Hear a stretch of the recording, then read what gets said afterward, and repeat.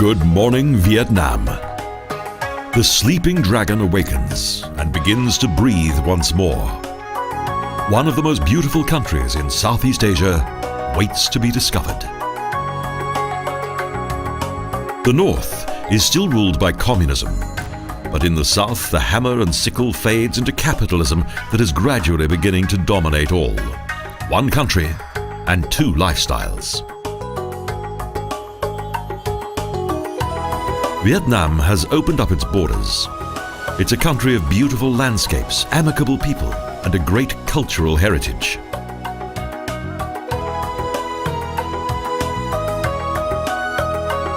The realm of Nam Viet was founded by a Chinese general in the 2nd century BC. Today's Vietnam originates from those ancient times.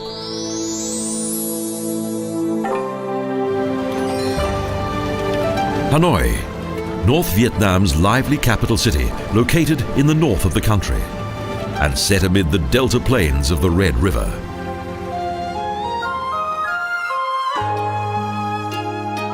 A large number of the city's inhabitants meet around a large lake for their early morning exercises.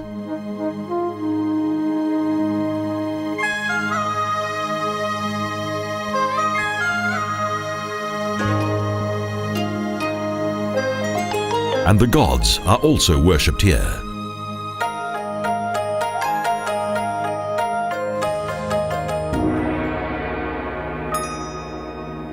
The Van Mieu Temple was once Vietnam's first university. It is highly revered.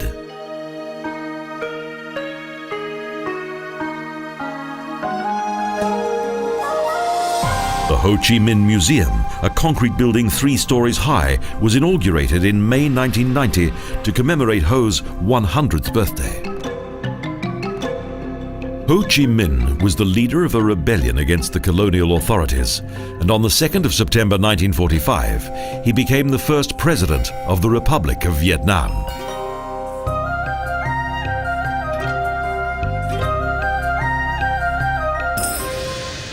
Among the military prizes of the nearby Army Museum, there's a MiG-21 and a T-54 bomber.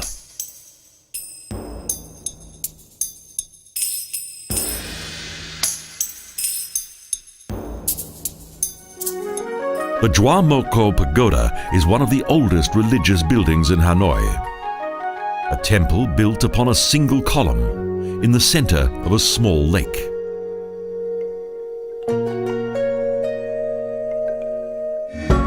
Jo Dong Xuan is the name of a large market.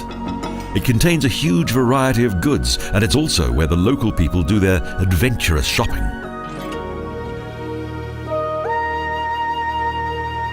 Den Dao Quan, one of the most beautiful Taoist temples in Vietnam, is located close to the National Library, southeast of the Temple of Literature.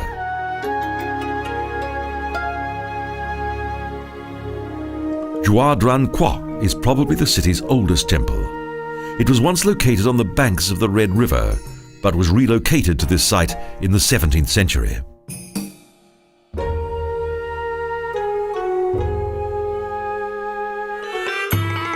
Inaugurated in 1993, the Thang Long Water Puppet Theatre is one of the finest examples of its kind in Vietnam and is so popular that its twice-daily performances are a complete sellout.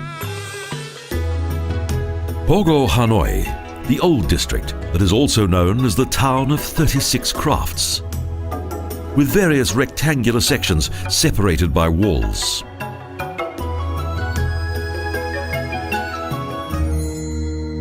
A red wooden bridge leads to a small island in the middle of the lake. Here, in the shade of a tree, is the Ngoc Son Temple.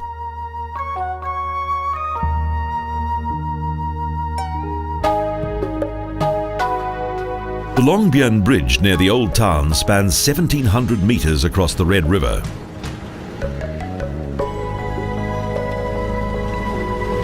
On the site of what was once the city's largest Buddhist pagoda, Catholic missionaries from France built a cathedral.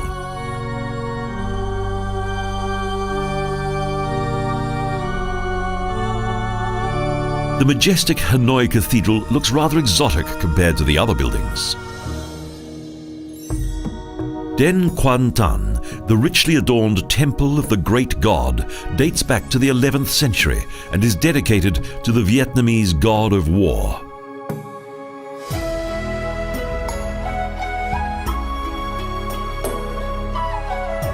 Lake West is the largest lake in Hanoi. Hanoi is old but beautiful, the pearl of North Vietnam.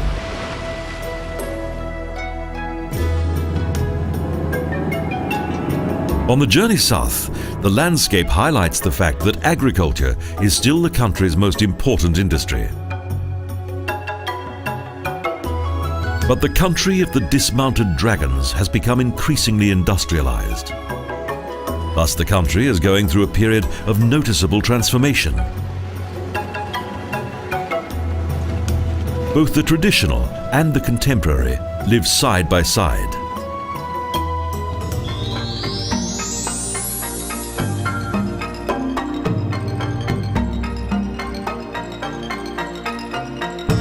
In the Gulf of Tonkin, there is a large bay with more than 1,600 islands, the Bay of Ha Long.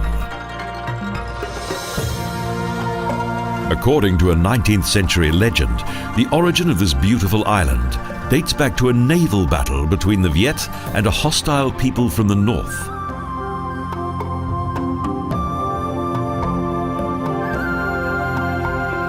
For several centuries, small boats have been in use in and around this picturesque bay. Today, it's also popular with cruise ships.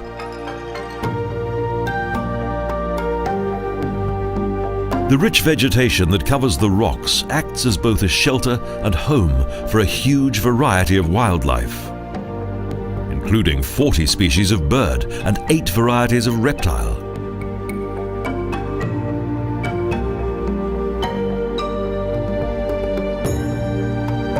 However, in recent years, both fishing and tourism have indicated the importance of conservation.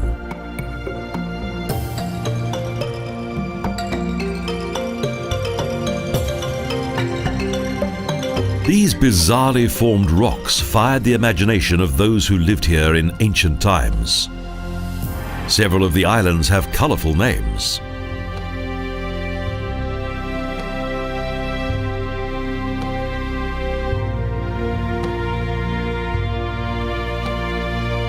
The delightful and natural beauty of Ha Long Bay is popular with one and all.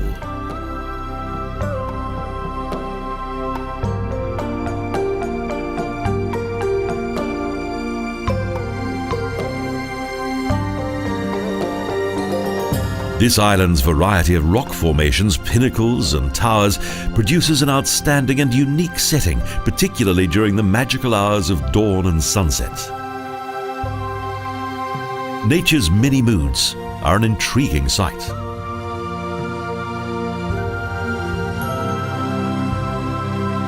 A place of total beauty and one of the world's great natural wonders.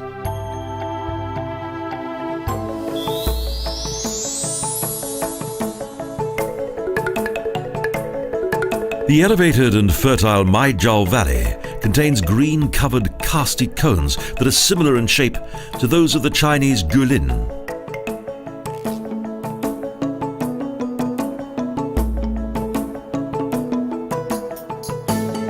High above the Mai Jiao Valley, a number of Thai people are sitting at the side of the road.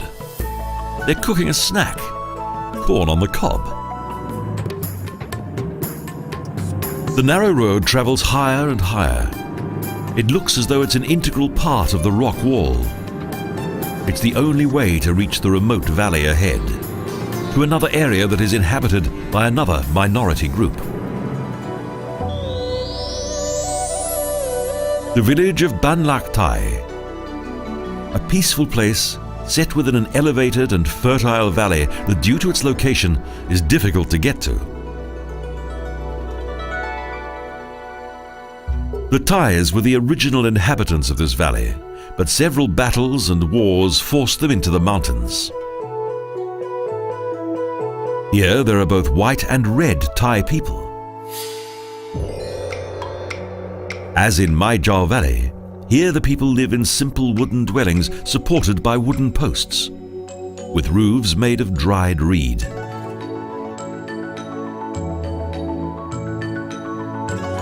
Officially, there are 53 minority groups in Vietnam, and mountain tribes inhabit 2/3 of the country.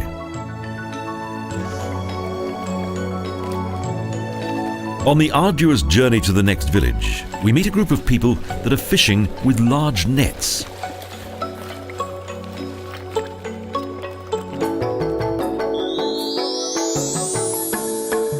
At first sight, there's nothing particularly unusual here. This village of the Muong people is quite small, and the simple houses are once again supported by posts.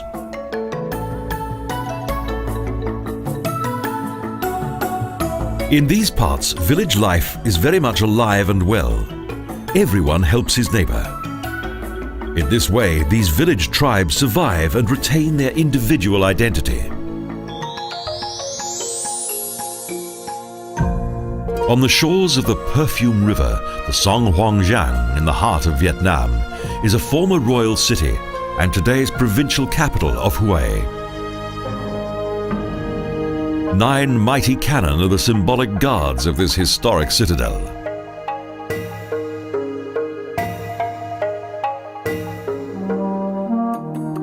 Beyond this defensive structure are 500 hectares that contain the Imperial City and also the forbidden Purple City, a city within a city.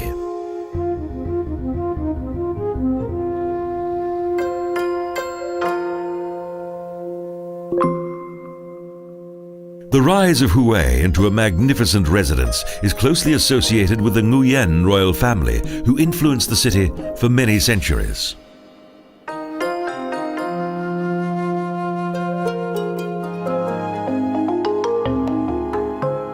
A short boat trip on Perfume River leads to another of the city's attractions.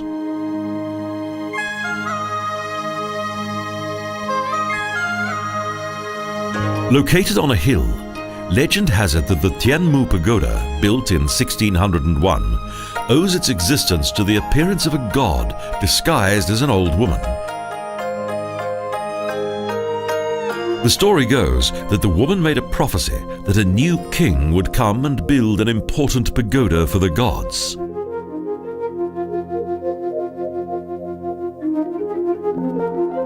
In the south of the former capital of Hue are the spacious tombs of the Nguyen emperors who reigned in the 19th and 20th centuries.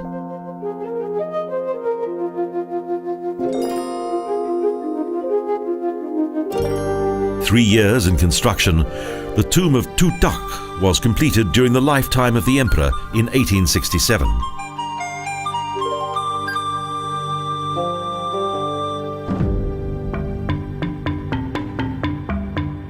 Unlike the citadel, most of the emperor's tombs were spared from major damage, and so many of the original buildings have survived to the present day. With no effort or expense spared, Emperor Kai Din ordered the construction of his tomb long before his death.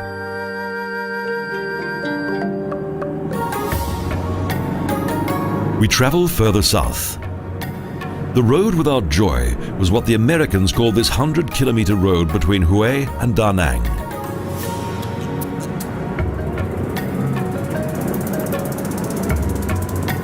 Here, Cloud Pass has to be crossed. Hostile events once took place here. Yet today, it's one of the most beautiful sections of the journey. Next we reach the Marble Mountains. Many a temple and palace derived its marble from this area.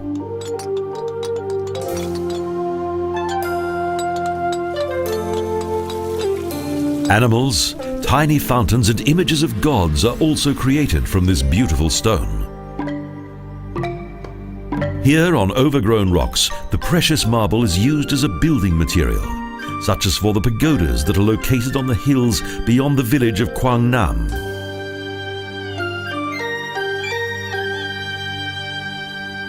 Several steps and pathways have led to various caves, pagodas and vantage points since the reign of Emperor Minh Mang.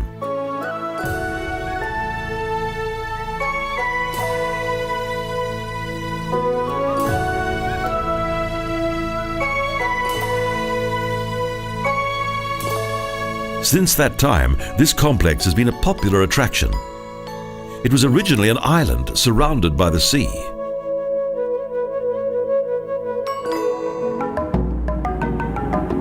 We travel further south on the Mandarin Road. Emperor Minh Mang had this road built to connect Hanoi with Saigon, and thus to consolidate his realm.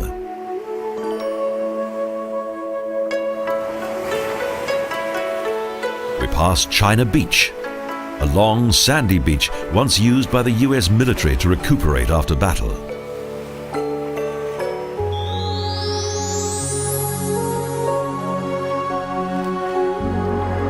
The tiny, dreamy harbour of Hoi An. Today it's difficult to believe that 300 years ago this was one of the most important seaports in Vietnam.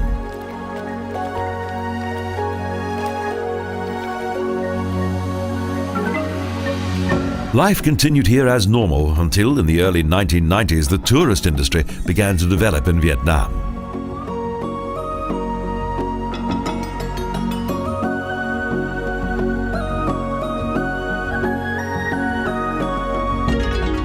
Whether on the riverbanks of the Tu Bon, the narrow streets or the fascinating shops, Hoi An has retained the colourful atmosphere of bygone times.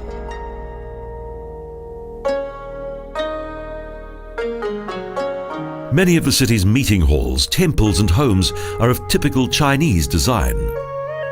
Both the Quan Am Temple and the Quang Kong Temple date back to the 17th century. The Quan Tung building is one of the city's oldest civic properties.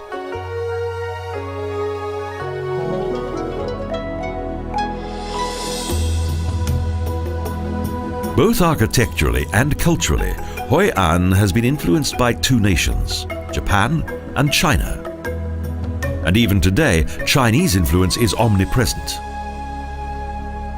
5 Chinese tribes once dominated the daily life and trade of this prosperous harbour city.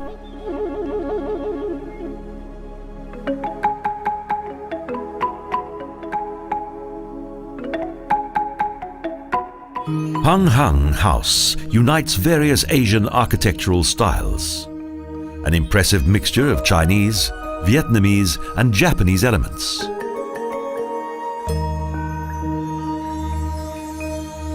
A 17th century emperor decided to prohibit contact with foreigners, so the majority of Japanese merchants were forced to leave Hoi An.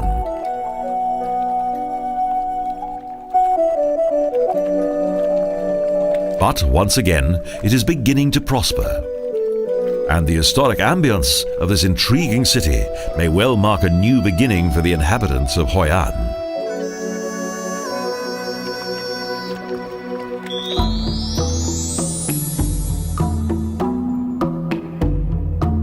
Da Nang's Cham Museum boasts a fine collection of Cham sculpture from the surrounding provinces.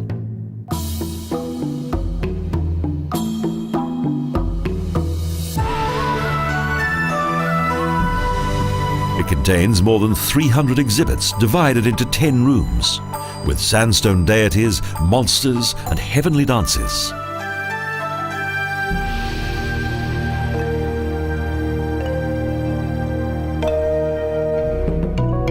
Its latest attraction is a modern place of worship that commemorates Ho Chi Minh, an open tower with supporting beams that meet at the top. The interior of the main dome was decorated by modern wall paintings that feature various scenes from times of revolution.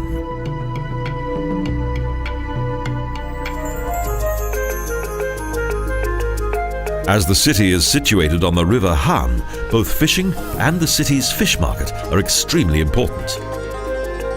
The new market hall has a wonderful array of fresh seafood.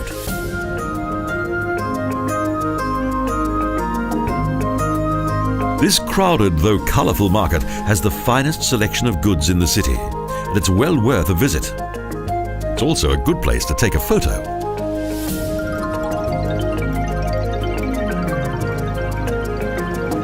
Da Hang is the junction of both North and South Vietnam.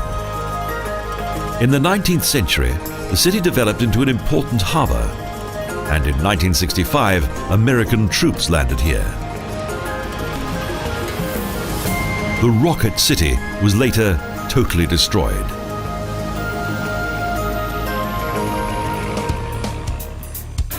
The central train station looks rather functional.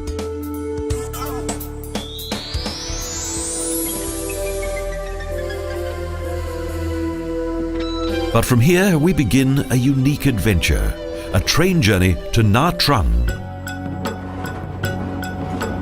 We travel further south along the coast on the S1 Vietnam, a 12-hour journey on the only railway line in Vietnam.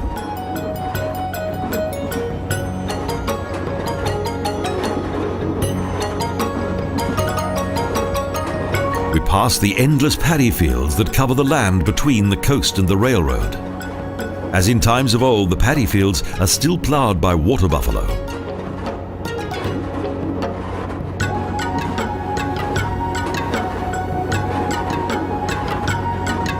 With the introduction of compulsory collectives in the 1970s, the production of rice diminished, but today Vietnam is the third largest rice exporting nation in the world.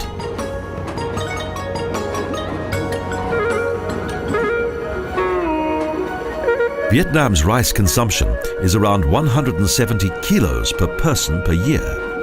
It's harvested twice a year.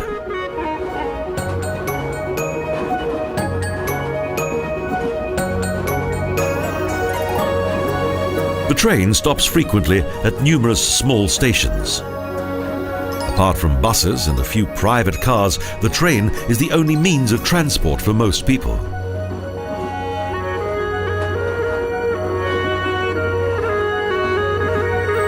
Many new settlements have originated alongside the railroad as many settlers from the north have moved into the fertile south.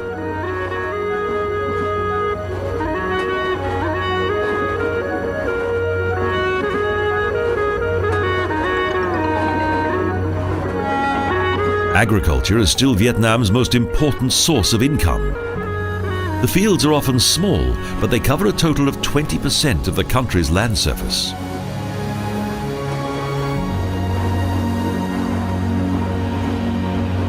The train stops longer in the larger stations in order that passengers can visit the shops that flank the railway.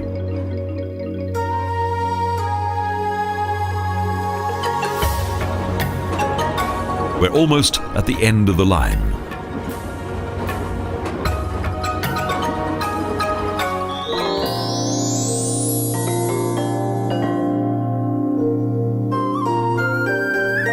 Finally, we arrive in Nha Trang, one of the country's most important fishing harbours, and also one of the most attractive bathing resorts on the South China Sea.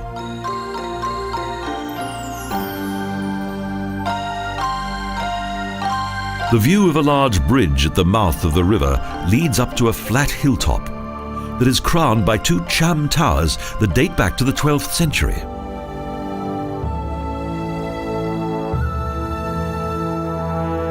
This sanctuary is dedicated to the main goddess of Cham, Po Naga. Legend has it that this goddess once taught agriculture to the local inhabitants.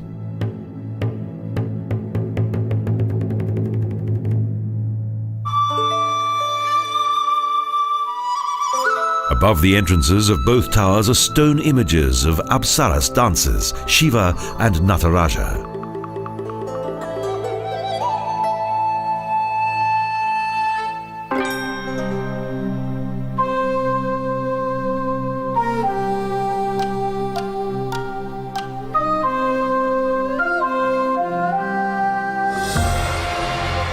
On the other side of the river, the monastery complex of Lon Son extends across the entire side of a hill, a place of contemplation. On the hill is a 14-meter-high snow-white Buddha statue that was built in 1963 as a memorial for the monks and nuns who became martyrs due to their protests against the Diem regime.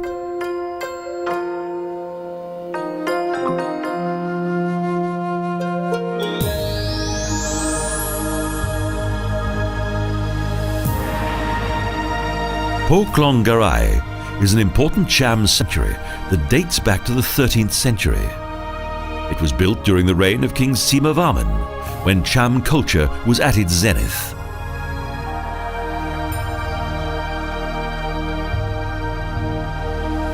It is believed that the Chinese who settled on the coast were the ancestors of the Cham.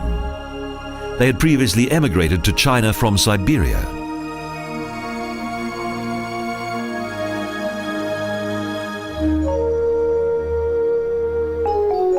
Between the 6th and 10th centuries, the Cham controlled the spice trade in Southeast Asia. They traded as far as India, Arabia, and China.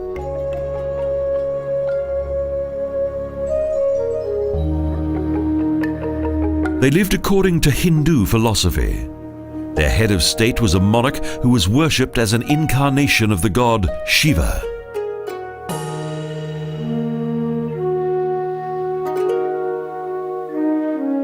He was both leader and religious authority. The caste system ruled society, from the godlike nobility right down to the slaves. In 1471, the Cham realm disintegrated. Their rule came to an end.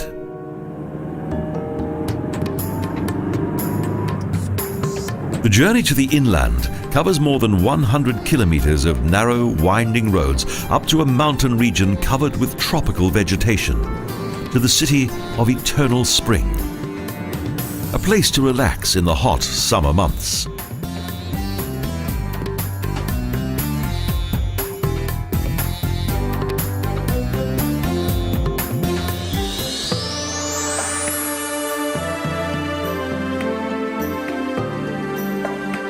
In the exclusive mountain resort of Da Lat, the last emperor of Vietnam, Bao Dai, had a summer palace built within a cool pine forest.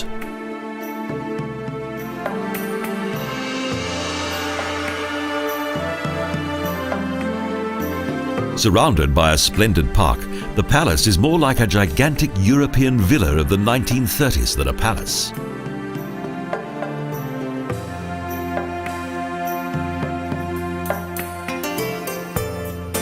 The furniture, antiques and various gifts from foreign dignitaries, plus the unique atmosphere of this place has helped it to retain its special character.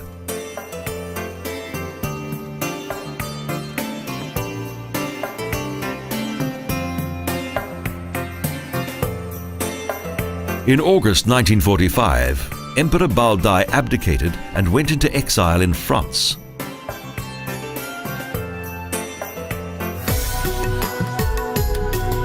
All those who enjoyed high office in colonial Vietnam spent their summer months here. Thus, Da Lat has survived intact.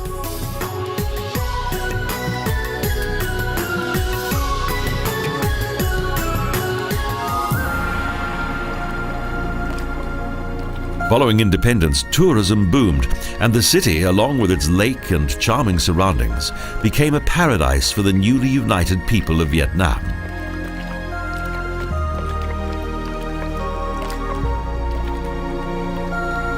Named after a female poet, a walk around Song Huong Lake is a splendid experience.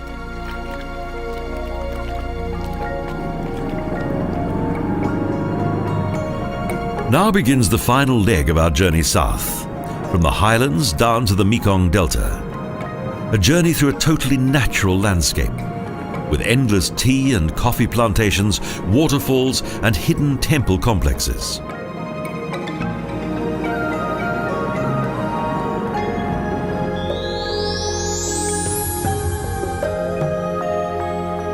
Close to Da Lat is a Buddhist temple complex that has recently become extremely popular with the faithful, the Thuyen Lam Pagoda.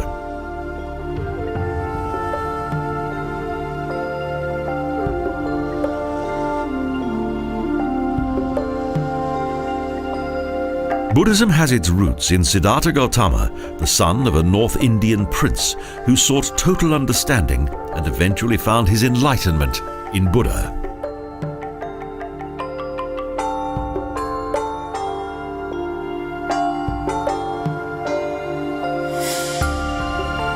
On the basis that nothing in the world can last forever, Buddha developed 4 noble truths that can only be attained by man by way of several incarnations.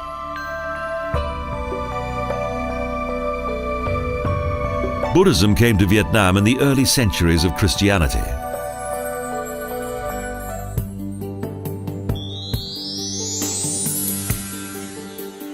The fertile highland around Bao Loc is the center of both tea and coffee plantations. Endless fields line each side of the road.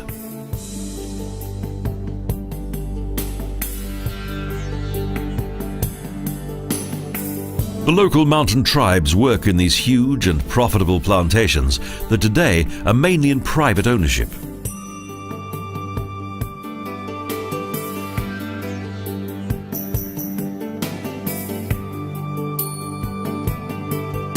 Cool nights and intense sunlight helps to produce one of the best and most expensive teas in the world, with a very special aroma.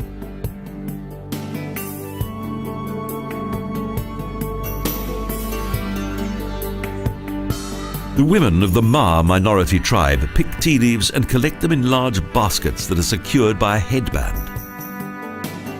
In addition, more than 10,000 hectares contain mulberry trees for the largest silkworm farm in Vietnam.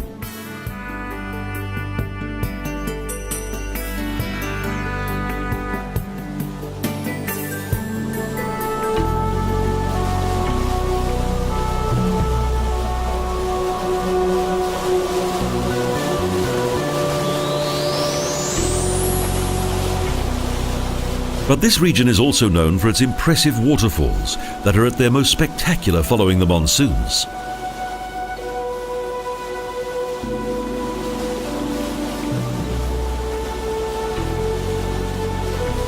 Due to an astute businessman, this natural spectacle can be observed from the safety of a cable car.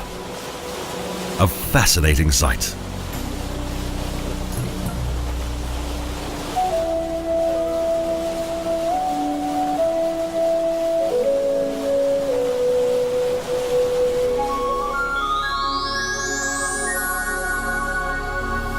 At the delta, the first floating villages at the roadside. Some of the local people live in these flat cabined boats.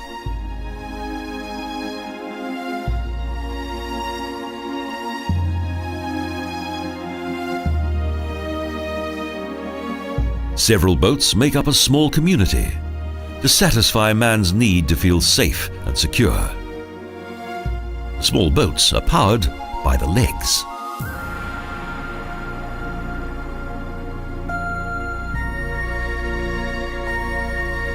In contrast to the simple way of life here, modern technology such as television is also part of everyday life.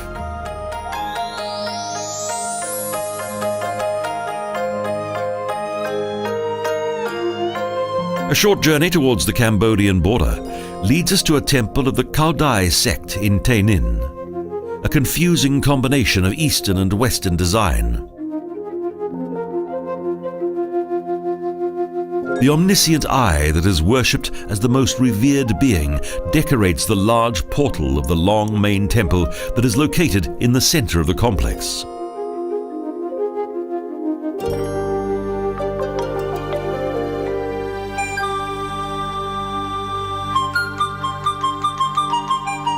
The mélange of architecture is a symbol of the sect's philosophy that unites elements of Buddhism, Confucianism and Daoism, as well as Christianity.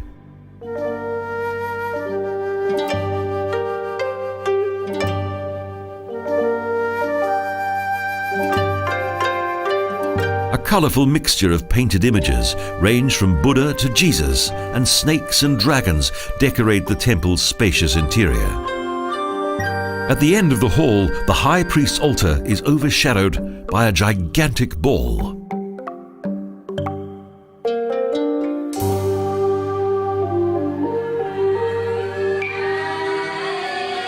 At the beginning of the 20th century, the decline of various ancient religions left a vacuum. So, in the south of the country, sects such as the Cao Daismas were formed. At noon each day, an orchestra that plays traditional instruments accompanies a religious ceremony that can also be observed by visitors from a side balcony.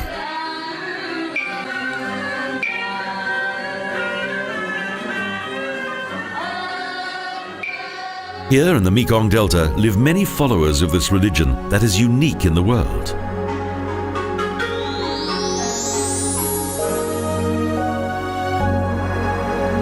And next, a once small trading center that is situated on the large river from which it derived its name, Saigon. With nearly 6 million inhabitants, this city that is also known as Ho Chi Minh City is large, but is no longer the capital of Vietnam.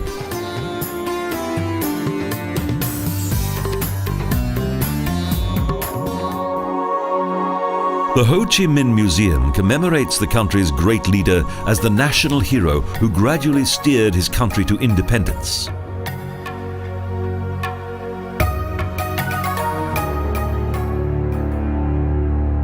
Most of the rooms in the former president's palace are just as they were in 1975, when the palace was taken by the Viet Cong.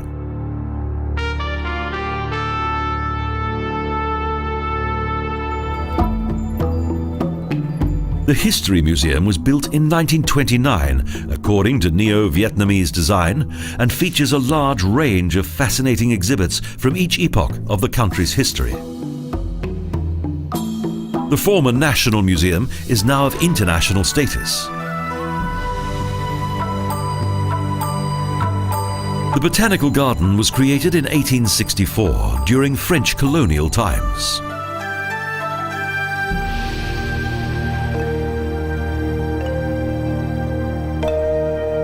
The Jade Pagoda, the temple of the Jade Emperor, highlights the country's religious faith. The interior features Daoism in all its splendour.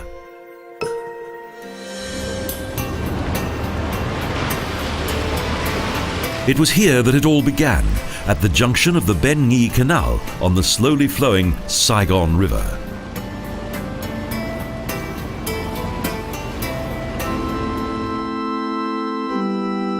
The city's largest church is located in the centre of the administration district, Notre Dame Cathedral. It was consecrated as the Church of Holy Mary in 1883. The Ben Thanh Market is Saigon's largest market. It was built in 1919 and is covered by a huge dome. The clock tower is one of the city's main landmarks. There's also fresh meat and poultry and fish. In addition to Buddhist temples and Catholic churches, Saigon contains various other sacred buildings, such as the impressive Mariamman Hindu temple. The Van Hoa Park adjoins the area that contains the former presidential palace. It's popular with the local people, an oasis of relaxation.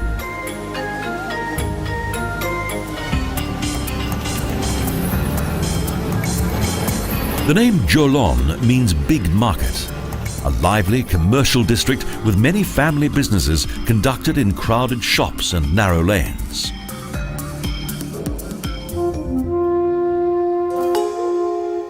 The wealthiest temple in the heart of Jolon is dedicated to the patron saint of seafarers, the Tien Hau Pagoda, built by the Canton Chinese in the 19th century.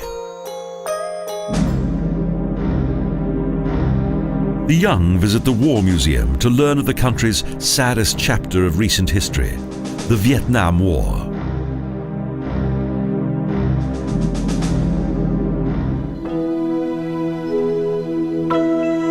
The history of the Giak Lam Pagoda can be traced back to 1744. It is not only one of the oldest, but one of the most beautiful.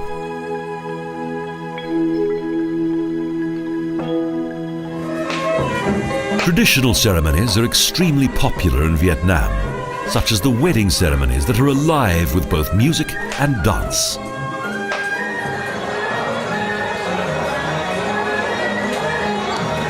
The serene ritual dances of the royal court are performed by women.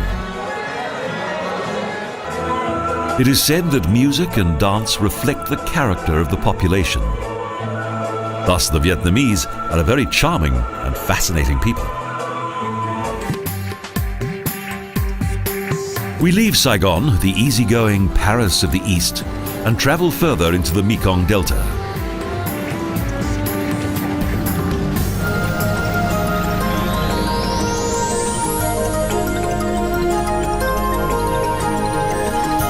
My To is one of the towns in the delta with a special charm. The river is the main source of income of its inhabitants, but tourism is becoming increasingly important here. The immense value of this fertile land has been appreciated for many a year, as the Mekong Delta yields up 2 or 3 rice harvests each year.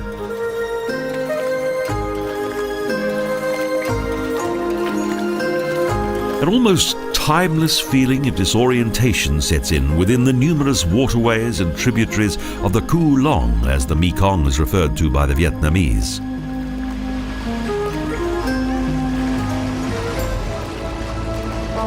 Cuu Long, the Nine Dragons River, as the Mekong is also known, does indeed divide into 9 wide rivers at its estuary.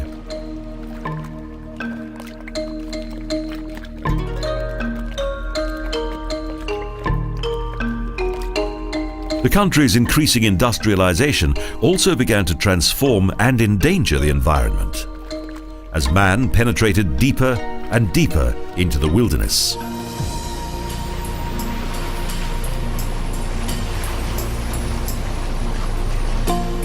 Despite early settlements, many areas have remained uninhabited and unspoiled right up to the present day.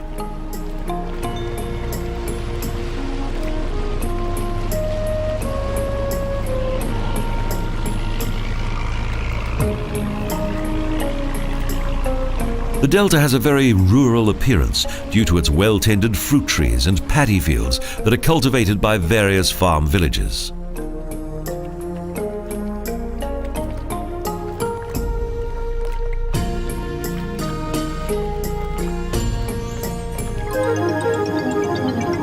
The road travels through the fertile delta soil of the Mekong to a large and modern suspension bridge.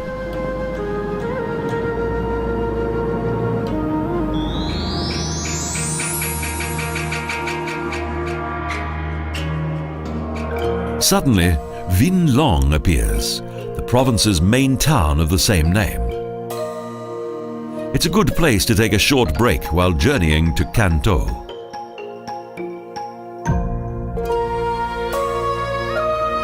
This town is also dependent upon the river.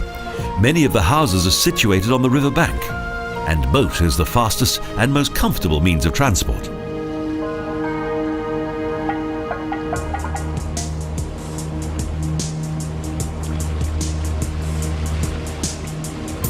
There is little flooding following the rainy season, as the excess water flows into the Tom Lem Sap Lake in Cambodia that is located at a lower level and serves as a natural reservoir.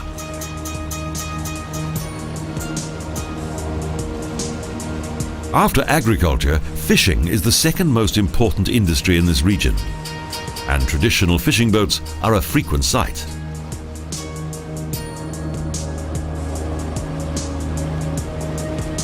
A peaceful idyll set amid a fascinating landscape.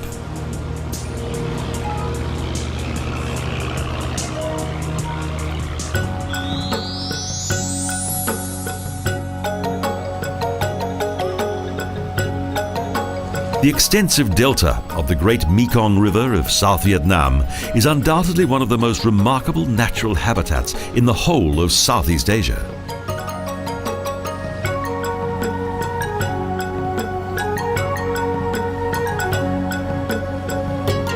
The dense vegetation on the riverbanks and brown-coloured water of the Mekong with its innumerable creeks are the main characteristics of this, the third largest delta in the world.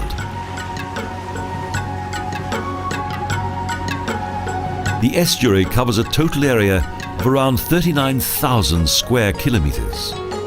Only the deltas of the Amazon and the Brahmaputra are larger than that of the Mekong.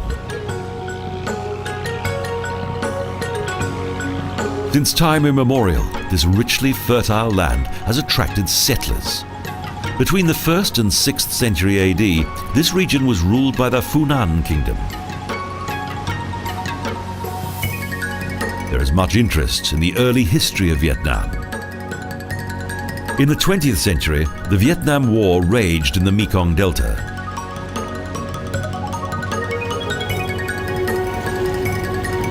Since that time, nature has healed the scars of war. The maze-like tributaries of the third largest river on the Asian continent has an idyllic, relaxed and peaceful atmosphere.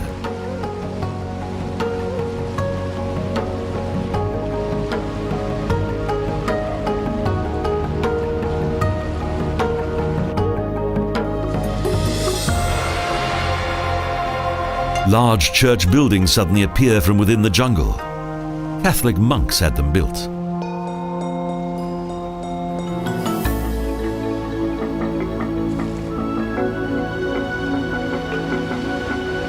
Up until the middle of the 20th century, vast areas of the estuary were covered by dense forests, and the majority of the waterway areas were uninhabited.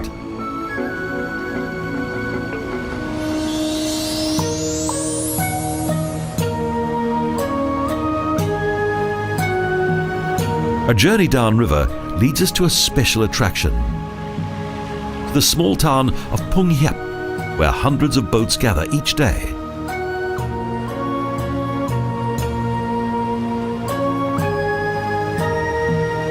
Here, a floating market takes place each morning.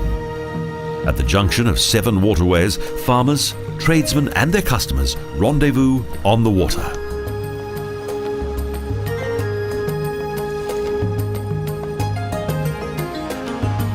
The colourful hustle and bustle can lead to some pretty chaotic situations, but the boatmen usually manage to somehow extract their boats from the traffic jams that accumulate.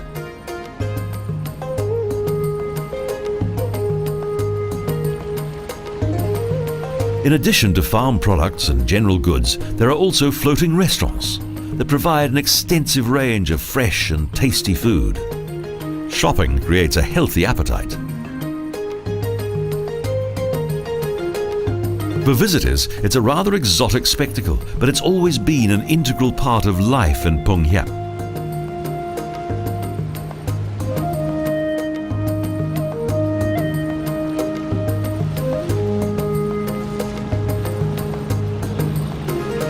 The floating market of Phung Hiap is now one of the few of its kind in Southeast Asia. A fascinating place with a long tradition and of much cultural significance.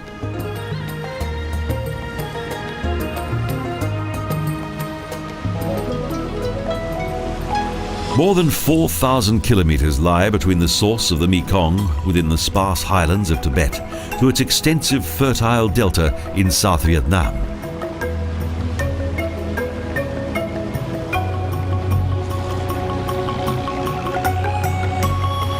This, one of the largest rice-producing areas in Asia, is surrounded by a veritable paradise. From this region alone, almost 1 million tons of rice are exported each year.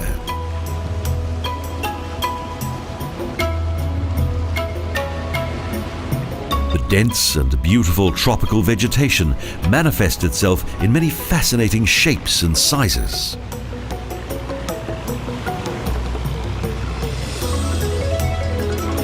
The ferryboats are the only means of transport across the tributary. They take us to the final and southernmost destination of our journey, and to a city that is vital to the delta.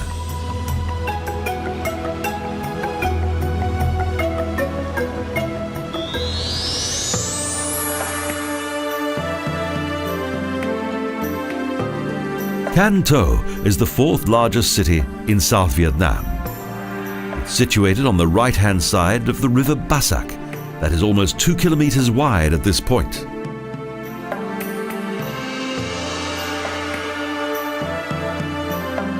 A modern provincial town was built here within the Mekong Delta under the strict supervision of Ho Chi Minh, for whom there are numerous memorials here.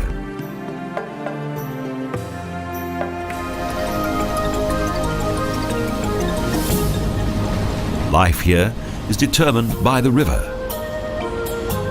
110 kilometers down the river is the South China Sea.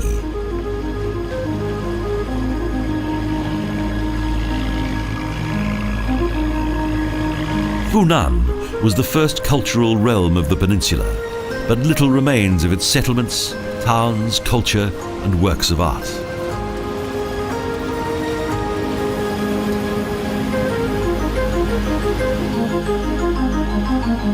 Chinese history describes a people of traders, workers, farmers and seafarers who were also feared as pirates.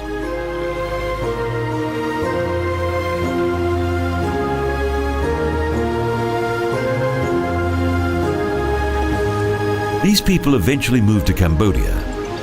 The delta gradually fell into oblivion until in the 17th century the Vietnamese began to cultivate the land once again. Vietnam was once called the Pearl of the Orient. From the nostalgic atmosphere of the Red River Delta in the north to the pulsating life of the Mekong Delta in the south.